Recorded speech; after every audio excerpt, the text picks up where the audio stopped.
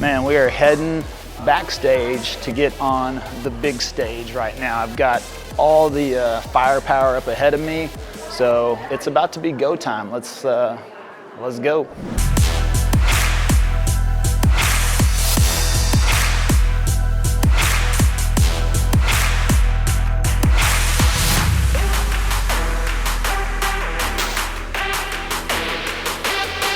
Let's bring out the next panel. Please join us in welcoming moderator and EXP Realty agent Levi Lascsak and panelists Go-Go Besky, Ricky Caruth, Claudia Hibbert, and Amy Gregory.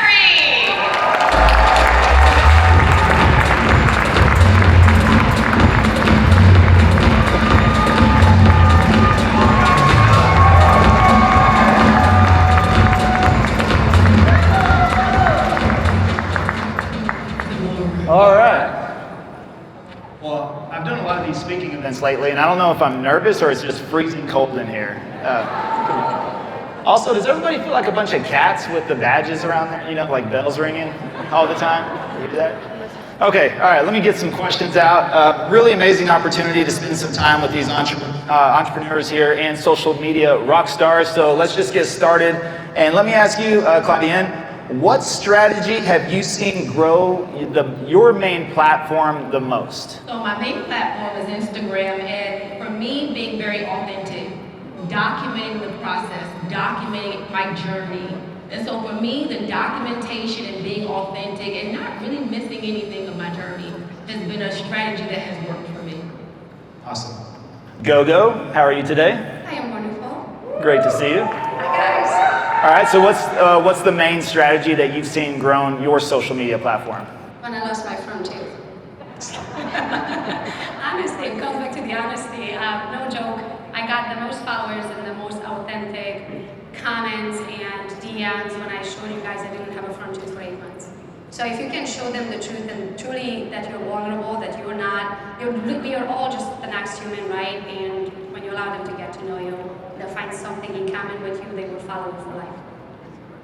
Amazing. Amy, how are you? I'm good, how are you? Good, so same question. You know, what strategy have you seen grown your main platform the most, and what's your main platform? My main platform is Instagram, and the number one thing I always tell agents when they're using Instagram is to only talk to one person. A lot of times we think, oh, I want to do every transaction, I want to work with every buyer, every seller, and that's not really true. I'd say you don't want to be Walmart, you want to be Gucci. I don't have something for everyone at a price they can afford. I target one person, I only talk to one person on my platform, and that's given me a really high ROI, and then also allows you to systemize things because you're doing the same transaction again and again and again. Very good. Ricky, my man, how are you? What's up, bud? Good, so what strategy have you seen growing your platform? Hey, first off, I'm happy to be here. It's a true honor. Can you guys make some noise real quick? That was pretty good. Let's get a little louder.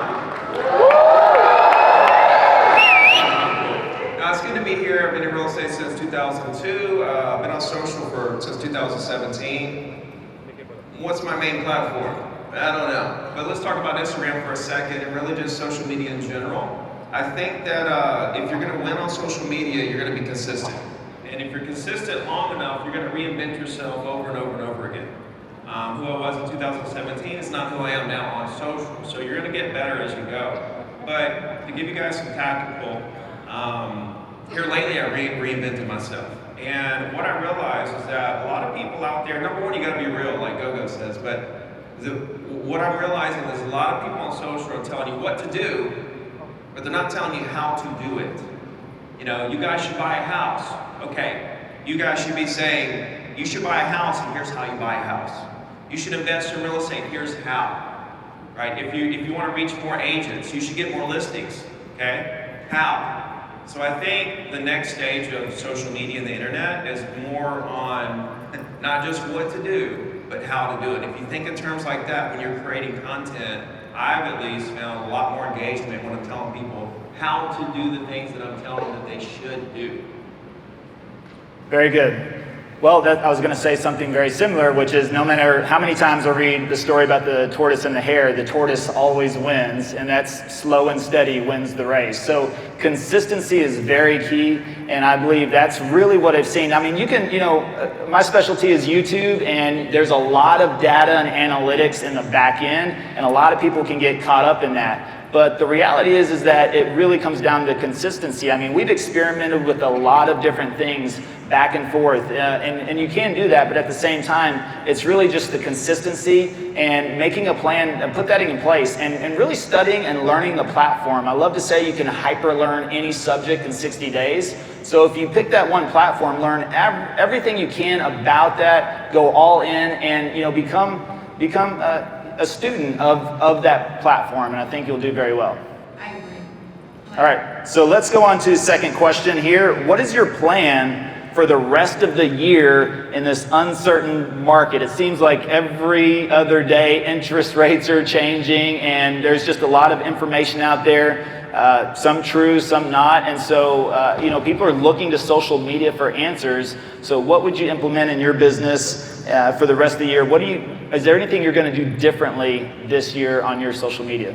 So I like that you said that people are looking for answers. So one thing I would strongly encourage, which I already do, is to have a call to action. A lot of people are just posting, but you're not telling people what to do or where to go.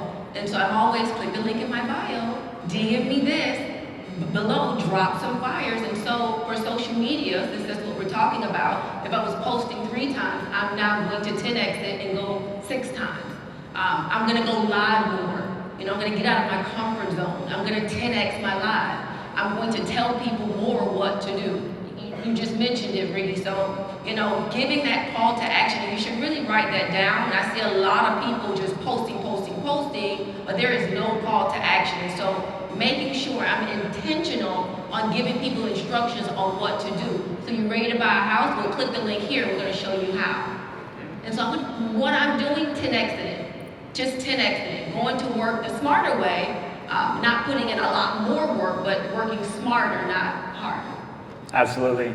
That's something we did last year as well. Whenever the market, we saw a big shift, we doubled down on content, because we know people are out there looking still to buy and sell homes. Yeah. So Gogo, is there anything you're going to do differently this year or implement on your social media? Well, number one, stop watching the news. I live in my little bubble. I don't really know half the time what's going on in the world. But when you're doing social media, make sure you're not doing it on a personal page, right? So if you're doing social media, that is your business. Just like if cold calling your business or farming or door knocking, take it seriously. Don't do business on a personal page. So when you do it on a business page, you get what's called an algorithm, right? You get to log in and see what happens when I post this. Sometimes you feel like, oh, this is the best post I've ever made, and you have 2 likes, and you're like, okay, clearly the world sees something different, right? When you have an algorithm, log back every day at the end of the day and see what happened. How many people liked it? How many people commented? Did it perform well? If it didn't, stop doing that and do something else. So social media, when you log in, it will show you everything you need to know and handle it as a business. Very good. So Amy, and you, anything you're going to do differently this year? Oh, I love a market shift, because then I can just double down. Because market shifts and people quit, and it's like, great, I'm positioned to win. I'm going to go and take market share, right? Going on what Gogo said though, is like, if you are not checking your data and you're not running KPIs and keeping track of how many followers and what content is performing the best, you will never find a good rhythm of what to post. So often people say, well, I don't know what to post. Instagram will tell you what to post if you go and look at your analytics and your insights, and it's more of a science, it's not really an art. So put that in a spreadsheet and you say, oh great, everyone's talking about interest rates, and I can do like what Ricky said and say, well, I can tell you how to circumvent that or how to make that work for you. And so I think if you're not looking at your insights or analytics at least once a week, it will be hard to gain traction on the apps. Very good. Ricky, anything you're going to do differently this year? Not really. I think that, when we see shifts like this, at least I feel like people are posting less, honestly. And that's a huge opportunity for market share, right? To increase volume of content, create more, but also get better at your content. I think education is kind of what I've leaned into as the market has shifted. I've started to do more of the green screen reels, showing the article in the background, to really try to combat the negativity of the media that's really scaring the consumers. And the consumers don't even realize the facts because it seems like the media doesn't want the consumers to understand the real facts. I still really haven't seen much of the real actual facts, like for example, prices are up over the last 60 days. All we hear is prices are down year over year for the first time in 12 years. But prices are up over the last 60, 90 days. In just about every market, we're positive on the year. That's the kind of stuff we need to be sharing on social media, the real data.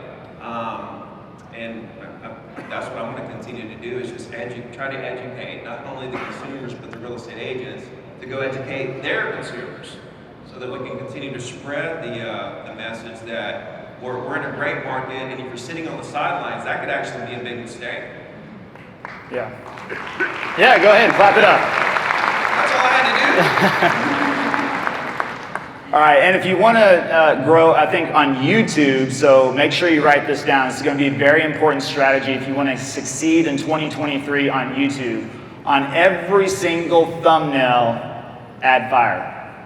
Every thumbnail add fire? Fire, yes. Emoji will change your life. You got to add fire. So, and that's what, just as Ricky said, you're going to see a lot of negativity out there. Now, the thing is that you want to think about your thumbnails are very important. I mean, we're visual creatures. You can process an image in 0.7 of a second. When people open up something like YouTube, it's very visual.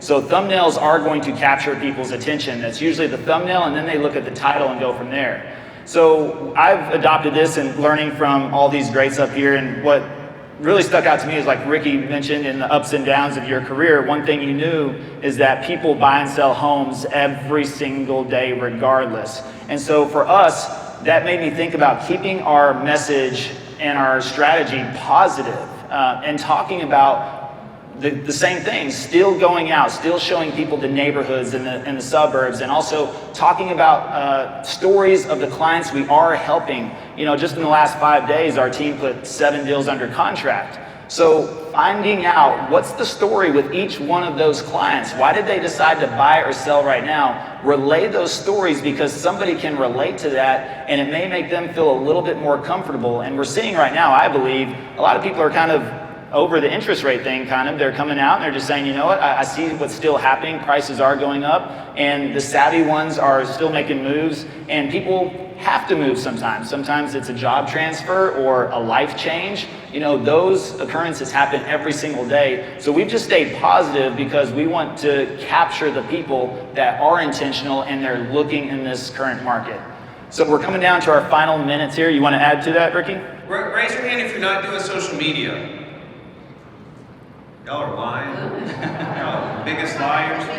There's a stat that only 10% of real estate agents are using social media to market themselves and to market their listings and so on and so forth. Ricky, right? I think that's the 10%. Oh. They're all together. I wanted to say social I'm media. sorry. Okay, that's what it is. I can't see. Yeah, I can. So, yeah, listen. Okay, for the 90% of you who aren't using social media, why not? That's the question you need to ask yourself. And it's going to come from fear of whatever. I don't know what it is, but you got to understand that this is a marathon. And if you will just start who you are today on social media, if you're making horrible videos, go make a bunch of horrible videos, because you're going to get better. You have to do it. You have to start, or you will never get to the place where you're making great content. But wasn't your first video horrible? Oh my God. Mine was horrible. It was horrible. Horrible. But I think to your point, one of the great byproducts of posting on social media, so Ricky's recipe is he pulls up an article, he uses it as a green screen, and he counteracts the article. He gives a varying perspective. So you have to kind of stake your fork in the ground of this is my position on this. But the amazing byproduct is that in doing that, you end up researching the market and you end up understanding it. So then when you're on listing appointments and you're talking to buyers and sellers, you're like, oh, I already know all the data because I went and researched the data and posted it on social media, and I've already staked my position in the ground, and it attracts in the people that are like-minded to you, which means your transactions are way more fun. Can I give credit? I brought these back, girls. Hopefully they are in the room. If you are eating, Eden probably, right? Sorry if I mispronounced it. Jeffrey girls. Look at this. Does this look like social media marketing to you? It looks like physical marketing, right? But guess what they asked you in order to get a free bag? They asked you to follow me, right? So now they got 7,000 followers. I have no idea how much this costed you girls, but it was genius. And I just want you to know that there's a million ways how you can generate audience, right? You can pay for it if you have connections. Like I wanted this bag after we saw everybody walking around with it, right? So find your way, run with it, plaster it everywhere, and have people follow you. All right, give it up for these amazing social media real estate agents. Thank you. Yep. We had a good time. There you go, give it up. That's our time. Thank you to Levi, to our panel. So we just had our social media panel in front of 4,000 agents here in Orlando at the EXP Shareholders Summit. Everybody did an amazing job. Ricky Caruth, Amy Gregory, Gogo Bethke, and Claudine Hibbert. I mean, just absolutely crushed it. They made my job really easy, and everybody was really excited about it and said we did a good job, so that's always worthwhile. Now, let's wrap this baby up.